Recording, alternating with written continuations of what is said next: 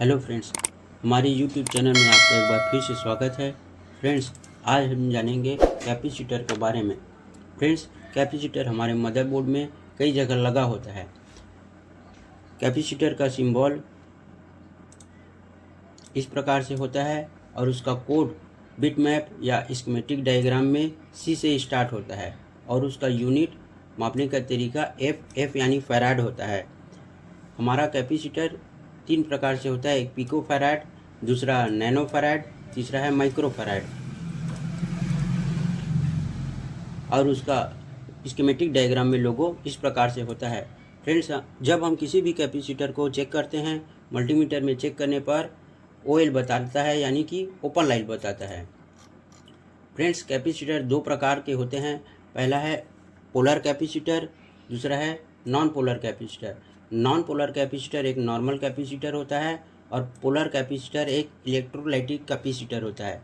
इस कैपेसिटर को जब हम मल्टीमीटर के बजर मोड से चेक करते हैं तो यह कैपेसिटर के एक सिरे पर चेक करने पर ग्राउंड बताता है, यानी बीप बताता है, और जैसे ही दूसरे सिरे को चेक करते हैं तो कुछ समय के लिए यहाँ पास भी बीप बताता है, क्योंकि यह कैपेसिटर चार्ज हो जाता है। इस कैपेसिटर को इलेक्ट्रोलाइटिक कैपेसिटर इसलिए बोलते हैं क्योंकि यह कैपेसिटर में चार्ज और डिस्चार्ज होने की क्षमता होती है, क्योंकि इस कैपेसिटर के अंदर सोडियम ऑक्साइड और सोडियम बॉक्साइड नाम का केमिकल पाया जाता है। फ्रेंड्स, कोई भी कैपेसिटर डीसी वोल्टेज को पास नहीं करता है, वह केवल पल्स वोल्टेज, सिग्नल वोल्टेज या एसी वोल्टेज को पास करता है। फ्रेंड्स, आपने देखा होगा कि हमारे मदरबोर्ड में कई जगह सीरीज में कैपेसिटर लगा होता है।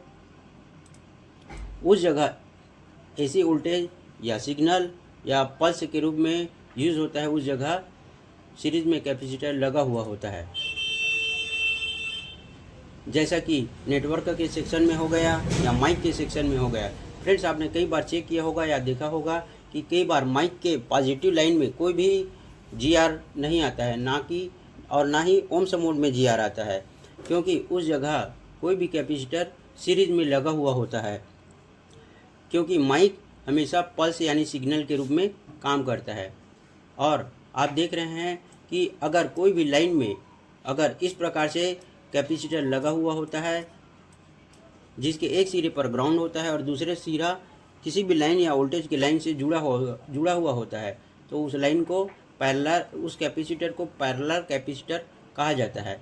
जैसा कि इस लाइन से अगर कोई भी डीसी वोल्टेज पास हो रहा है, अगर शॉर्ट सर्किट की वजह से या वाटर डैमेज की वजह से या चार्जर खराबी किसी भी कारण से इस लाइन में अगर एसी वोल्टेज आ जाता है, तो वह एसी वोल्टेज को यह कैपेसिटर अपने अंदर ग्राउंड करके उस लाइन को शॉर्ट कर देता है या अपने आप को शॉर्ट कर देता है।